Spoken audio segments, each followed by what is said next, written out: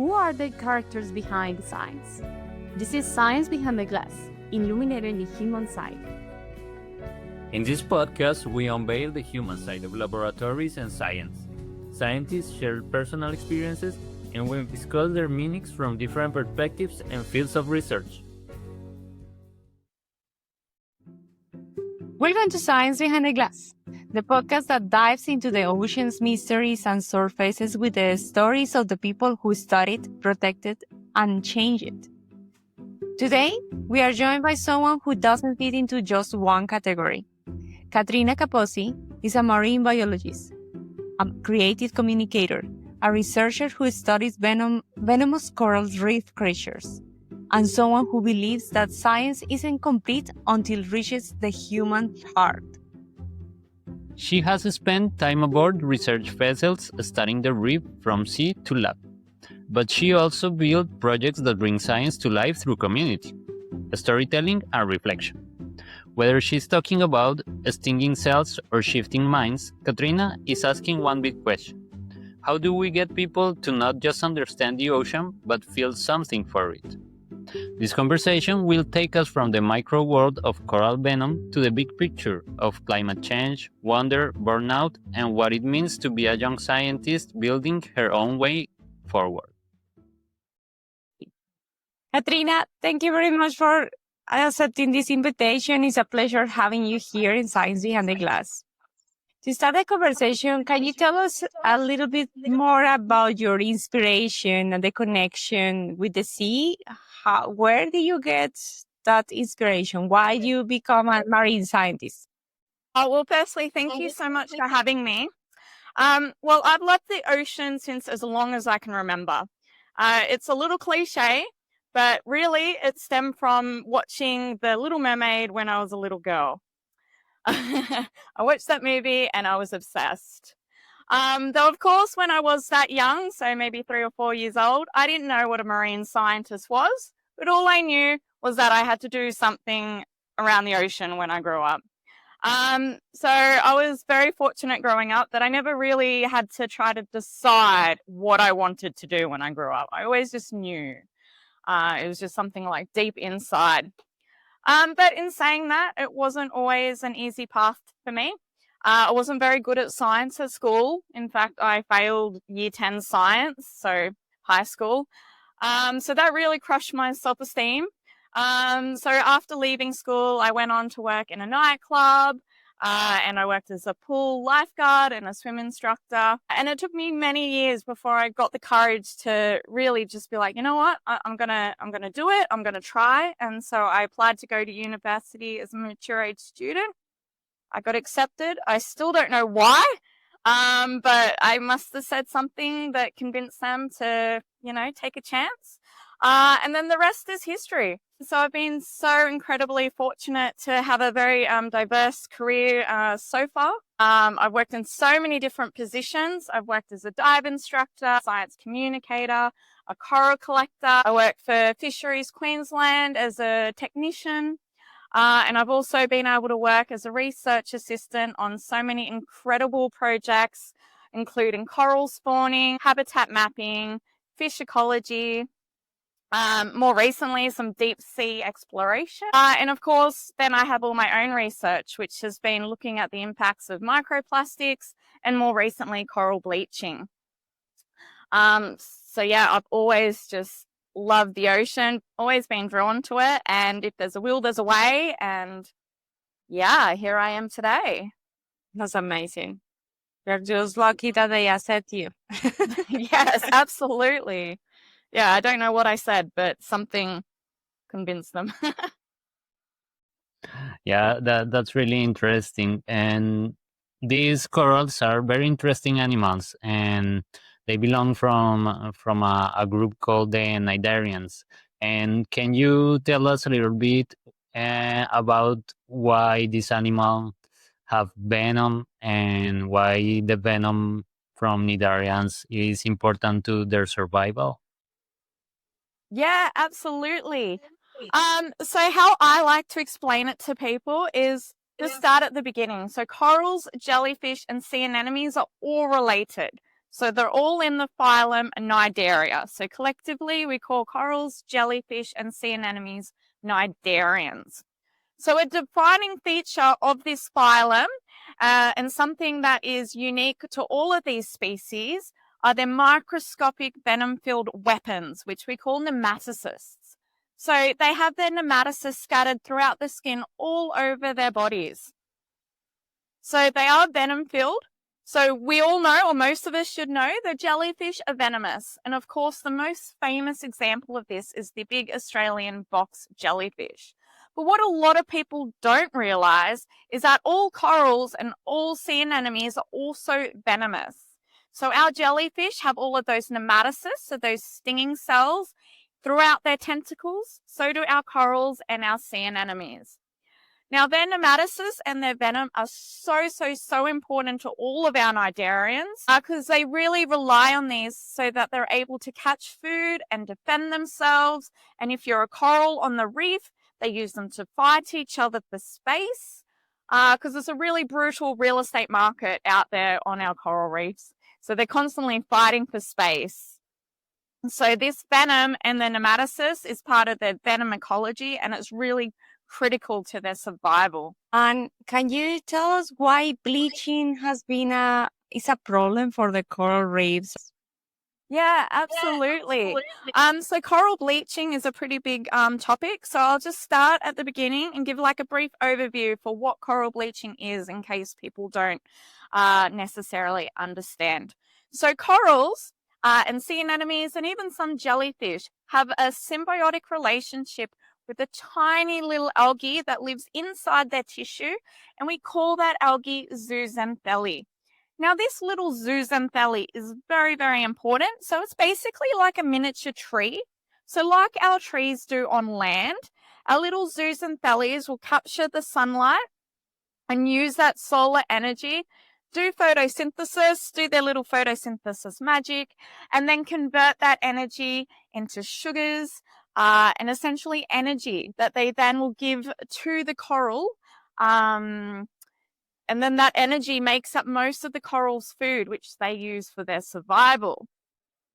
So our little zooxanthellae is really important. And we can think of our corals as, I like to think of them as a Goldilocks. So we all know that little children's story of Goldilocks. Everything has to be just right. Her porridge has to be just warm enough. The bed has to be perfectly comfy. So our corals are exactly the same. They're adapted to have a very specific environment requirements, so where they're nice and happy. So any deviations above or below that, our corals can become stressed. So the most famous example of this is ocean warming. If the ocean gets too warm, our corals will actually get stressed. And then as a symptom of that, they will then begin to kick out their algae that lives inside them. So they're kicking out their little zooxanthellae.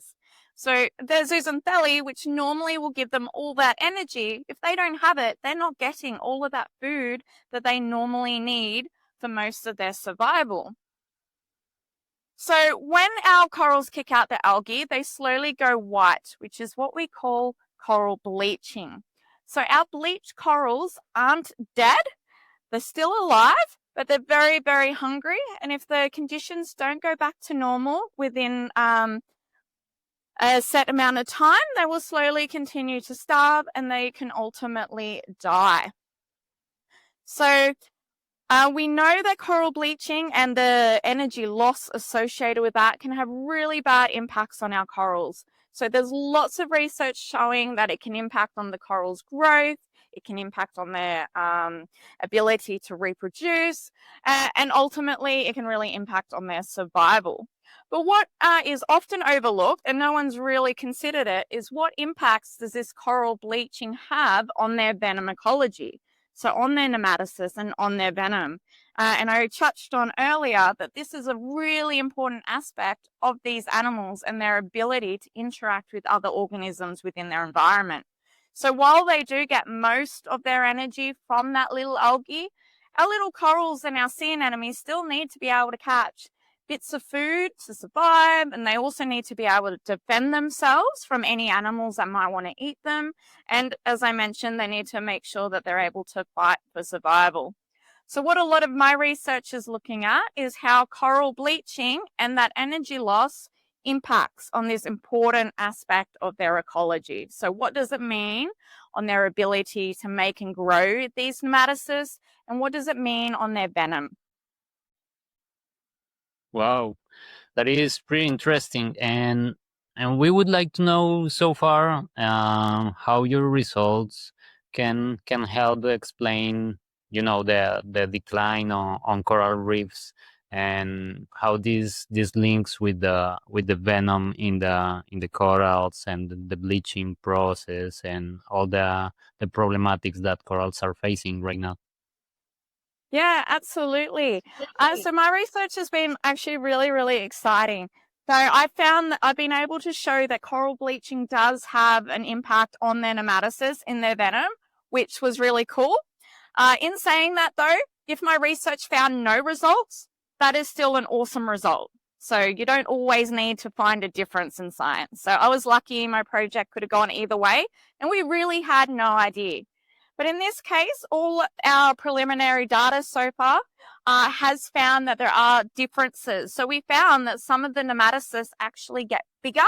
And we've also seen, doing some mass spectrometry analysis, that the venom composition actually changes.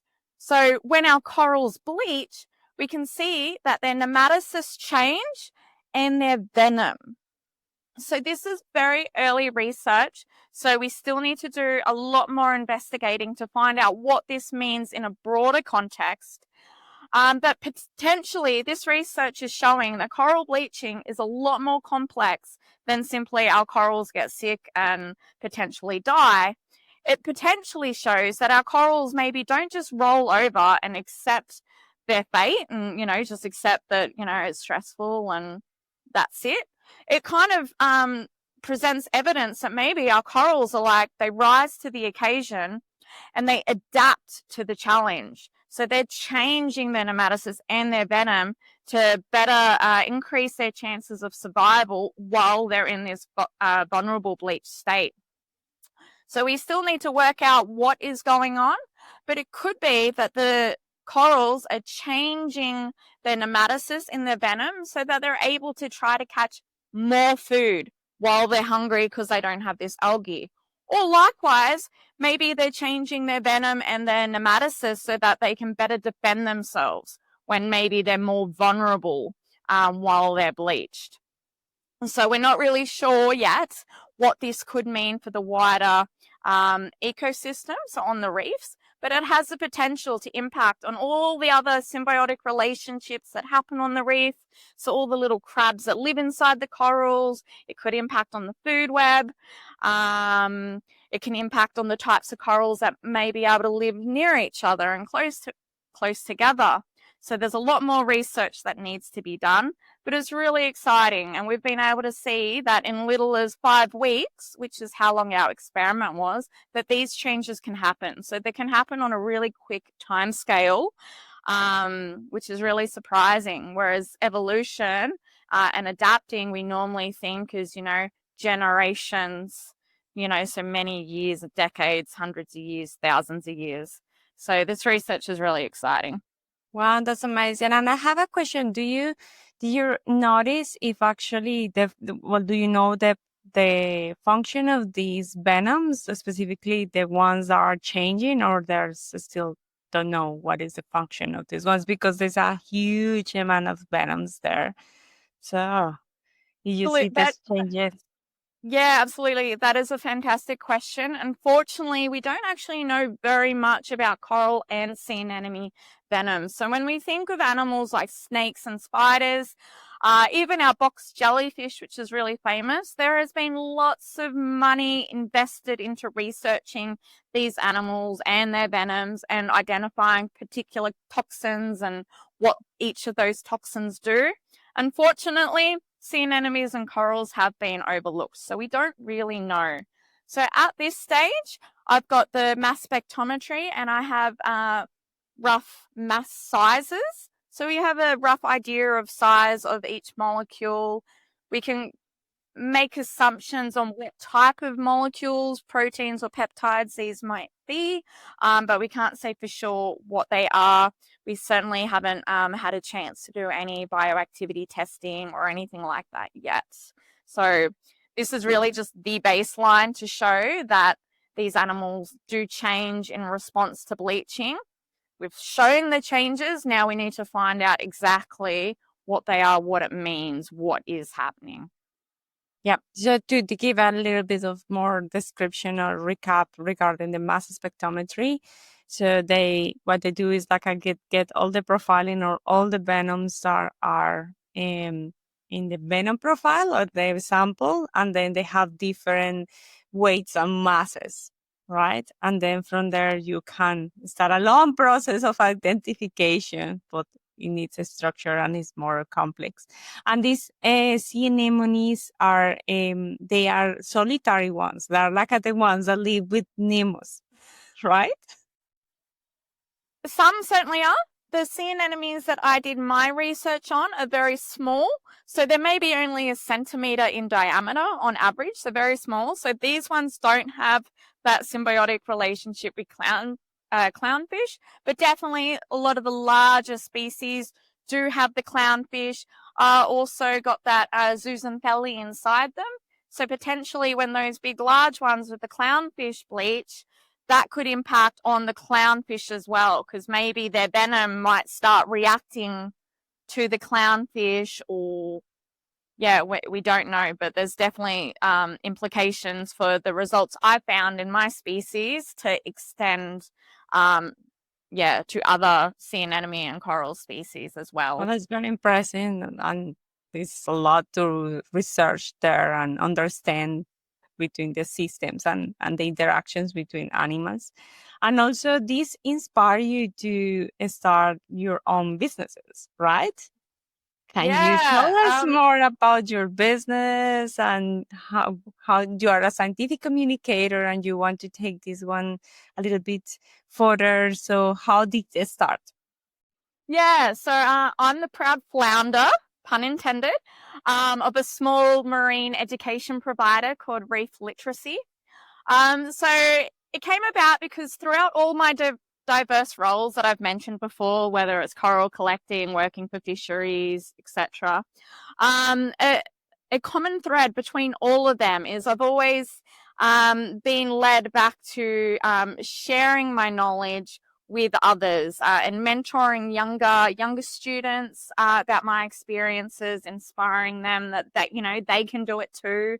I'm a good example. I failed science and I'm about to finish my PhD. So if there's a will, there's a way. You can do anything if you just go for it.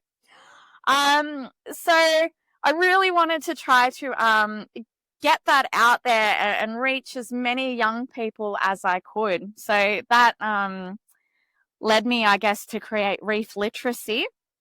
So I aim to go into schools around Cairns and through hands-on learning, get the kids really excited and learn about the reef and learn to love it. Because now more than ever, it's so important to get people excited. There's so many threats on the reef, and if people don't get to experience something, they're not going to love it. If they don't love it, then they're not going to care about trying to protect it. So we really need to get that engagement, that love the ocean and the environment more generally to them while they're in a young age. And in Cairns, unfortunately, the irony of living on the doorstep of the Great Barrier Reef, which of course is one of the World Heritage listed sites, is that it's often inaccessible to so many people. So even myself, I struggle to get out to the reef because it's just so expensive. And so, young families, it could cost hundreds of dollars to get out there just for the day or to one of the islands to go snorkeling. So through my business, I really want to try to bring a small part of the reef to them.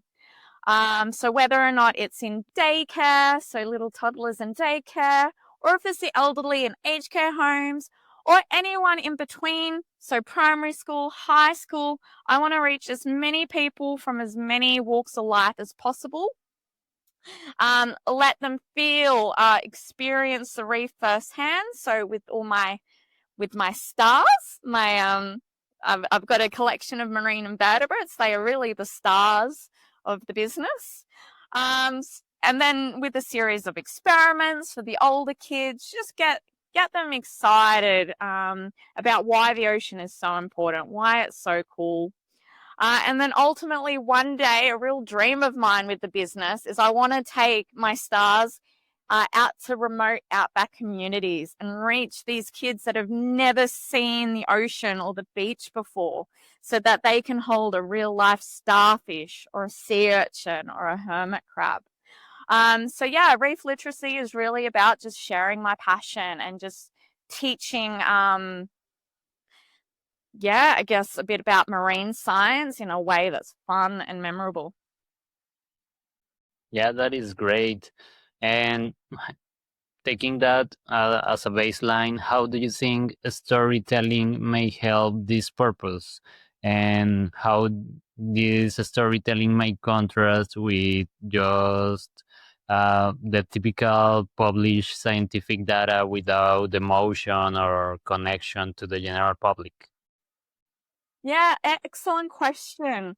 So a real challenge that I have seen myself with science is that, well, scientists, I should say, is we're not very good at disseminating our research to the general public. So we spend many years, some of us 10 years of learning at university how to write in a very particular way. It's very structured, almost like a formula. It's very dry. As you mentioned, there's no emotion, and we use lots of big words, and it's very hard for just, the general public, without all of this scientific training behind them, to understand what we're talking about. And even I myself, if I read a paper slightly out of my scope, I struggle to follow what's going along half the time. So it's really difficult to understand all of this scientific research. So it is so important, I think, that we really try to make it accessible to the public. So we make ourselves accessible. We get out there, we meet them, we talk with them. We have avenues for them to ask us questions. And we're just able to explain our research in layman's terms. Get rid of all of the big, scary science words and just explain it. And why is it important? Why have we done this? What does it mean? And I think through that, then they see how excited we are and how passionate we are. And then they walk away going, oh, that is really cool. We should care about that. I think it's just so important that we do break down all of those barriers and make science as accessible to people as we can. And one thing one of my mentors taught me years ago, one of the early things, was he said, if you don't publish, it may as well have never happened. But as well as that, if you're not getting out there and communicating your findings, what's the point of having it published if no one knows? And there's no point keeping it in this tiny little collection of just scientists.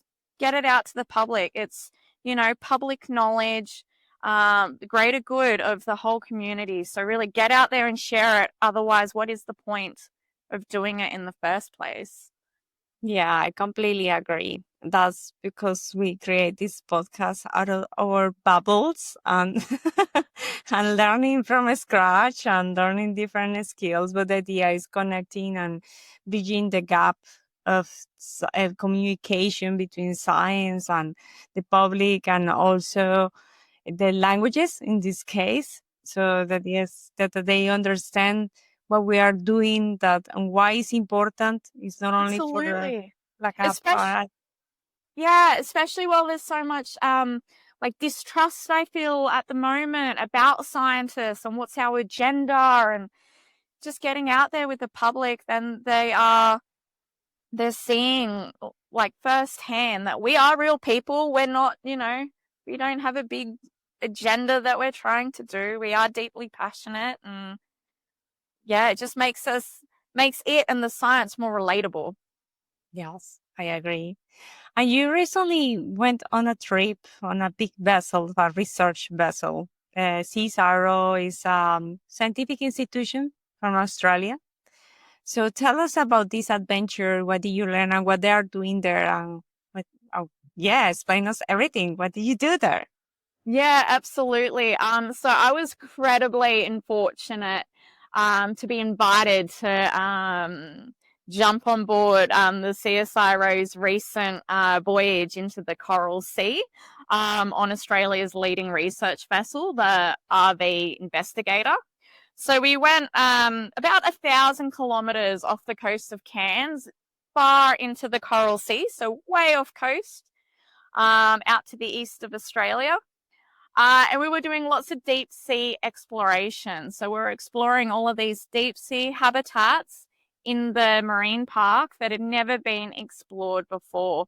So it was this massive multidisciplinary survey. So we were doing lots of multi-beam sonar mapping. We were doing video transects. We had ocean chemists on board. We were doing eDNA sampling. And we were collecting and sampling all the marine life that lived down on the bottom of the deep sea, so in the abyssal plains. And some of the sites that we sampled were up to 4,000 meters deep. So if you think of all of those documentaries with those weird deep sea creatures, you got the Dumbo octopus, the blobfish, the anglerfish.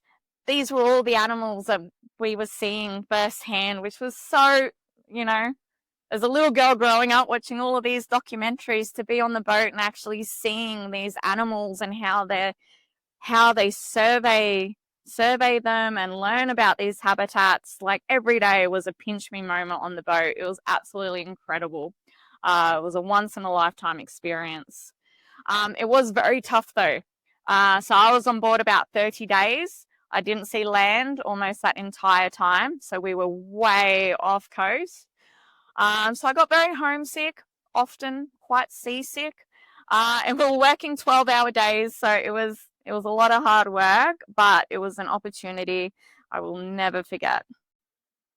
That's amazing. And besides, like at the deep sea, biodiversity is almost unknown. As far as we know, it's like less than 1% worldwide. This is another world that we don't know absolutely anything about it. And all these animals and those plants and those microorganisms that live there, down there, we don't know absolutely anything. There's also corals, right? Absolutely, yes. We found so many deep sea corals. Of course, these type of corals that live down in the deep sea, they wouldn't have that little algae, that zooxanthellae living inside them. There's no light that gets that deep. But there's still all of these deep sea corals and deep sea anemones, all sorts of types of starfish and crabs, and so much diversity down there. It was absolutely crazy. And it was really exciting. We think we've discovered some new species on the trip. It'll be many years until we know for sure, because all the taxonomists have to verify their work. But we all got excited on board, thinking we do have at least a couple of new species. And we know already that we had some new species that were new to Australia. So we knew they were in other parts of the world, but we hadn't known that they were in Australian waters. So that was really exciting as well. And so all the research we did not only is just really good at learning, what animals we have here and what we need to protect, but it also just adds to the knowledge of all of these deep sea environments and why are they important. All the ocean chemistry helps us learn, like, how are all the ocean currents and, connected and changing and all of that sort of stuff.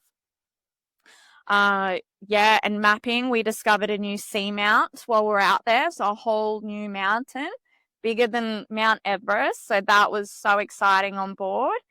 If you jump on Sky News and Google the CSIRO seamount, you'll find news articles about that. But yeah, there's just so much we don't know. As you said, we know more about, deep space than we know about the deep sea, like on our own planet. So it was very exciting. Yeah, that is so cool that you mentioned that, because I'm also a marine biologist, and I remember when people outside the field ask you how is to be a marine biologist, most people think it's just like swimming with dolphins and that kind of thing. So, what would you describe? How is the field work besides on board that you already explained to us? Yeah.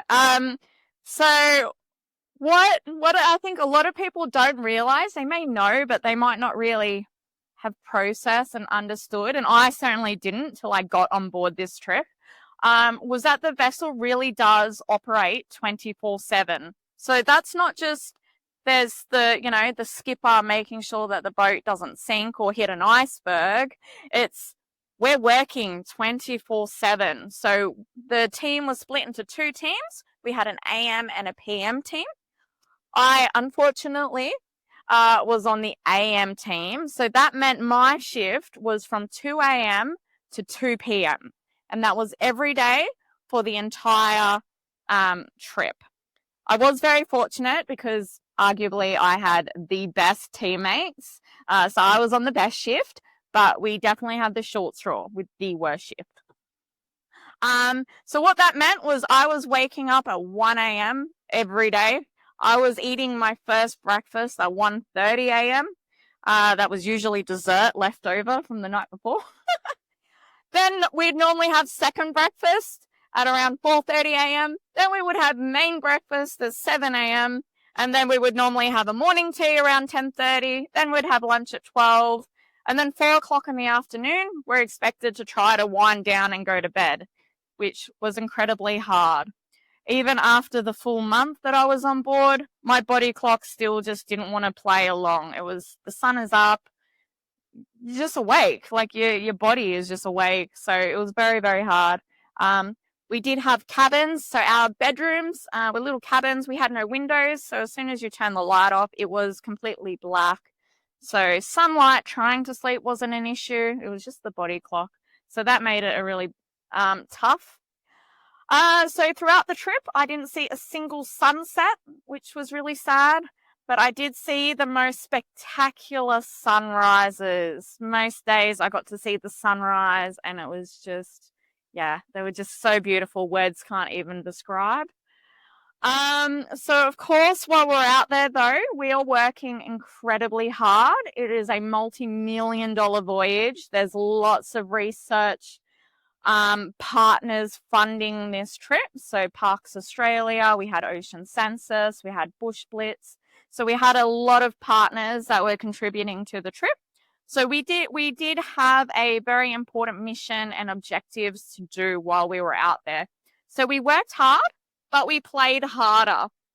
So mental health and work-life balance is very important on a voyage like this because you miss your family, you're tired. So it is really important that collectively together you all try to manage your mental health, try have a work-life balance, and try have downtime. So when you're not in the lab, when you're not on the computer, you do get time to relax.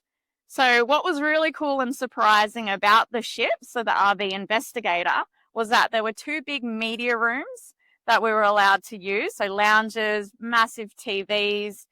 We had Netflix, we had table tennis tables, we had darts, Xbox, PlayStation, we had like a car racing simulator, like seat and a wheel thing. I don't know what they're called.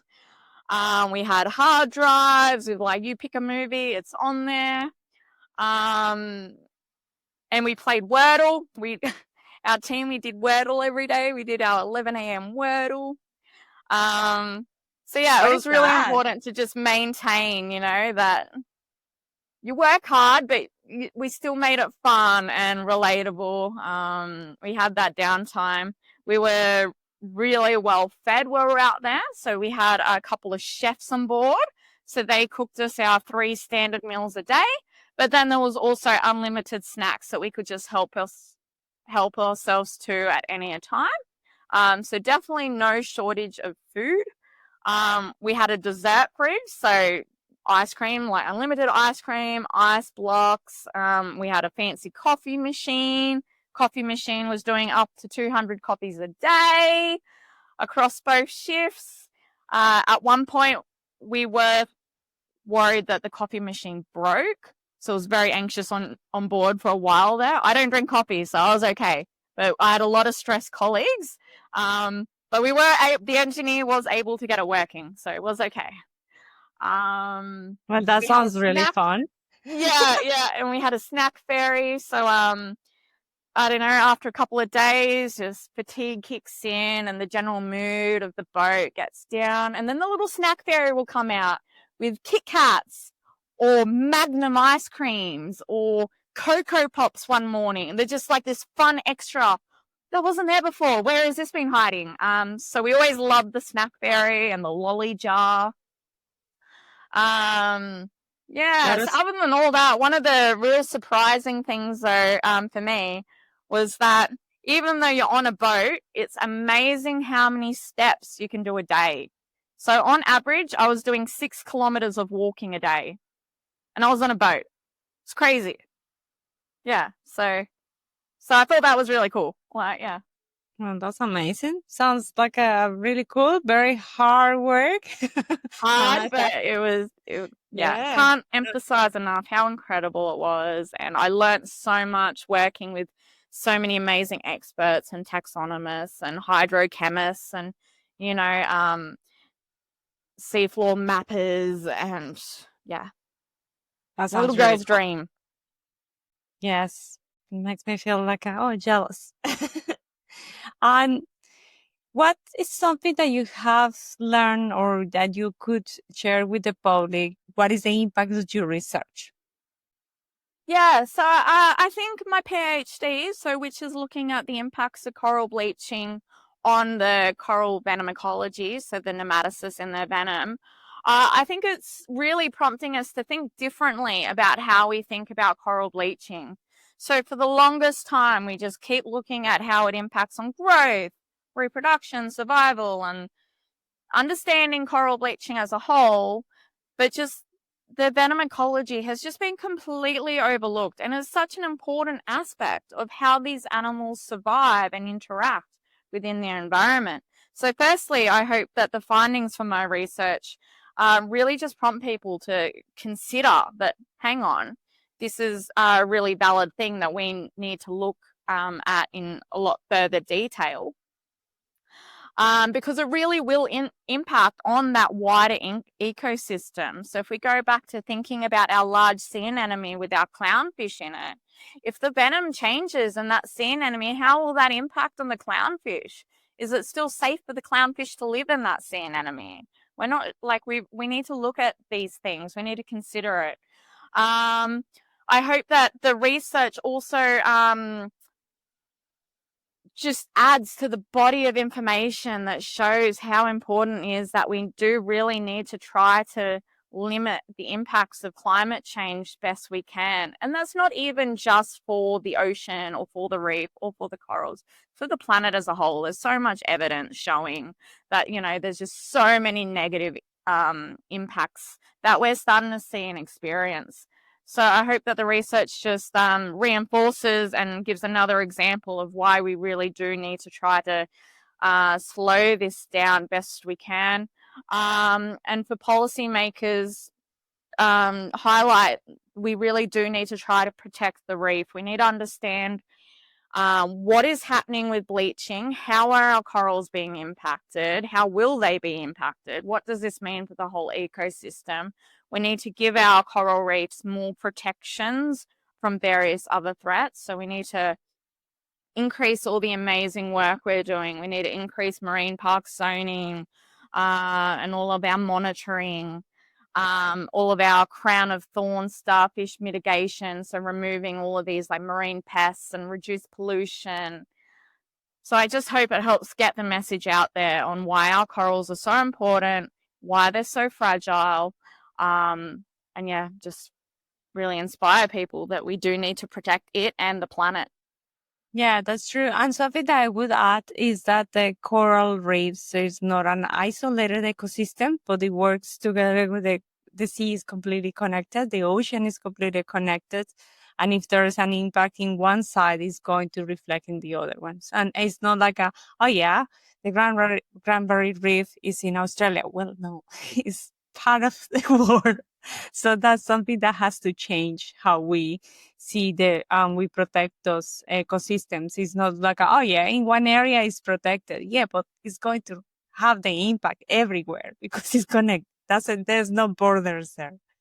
Absolutely. Yeah, everything is so interconnected, as you said. And a great example of that was when we were out on the Investigator doing all of that deep sea exploration.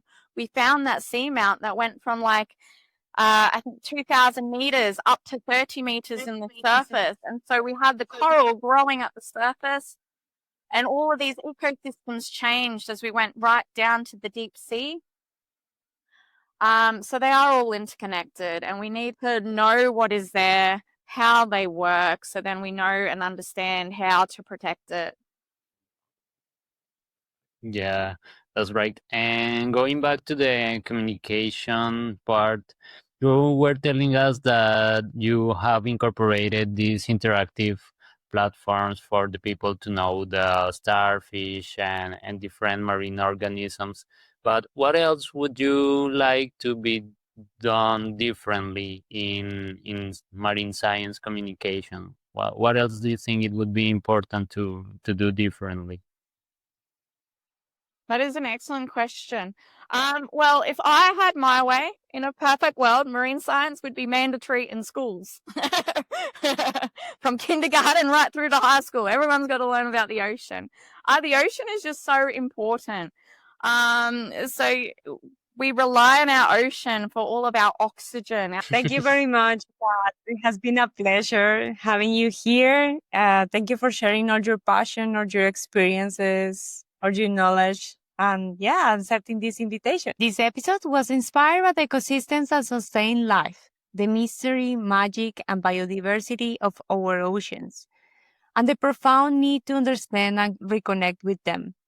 Katrina Kaposi's dedication reminds us of how deeply our well-being is tied to the ocean's health and how essential it is to protect what we love.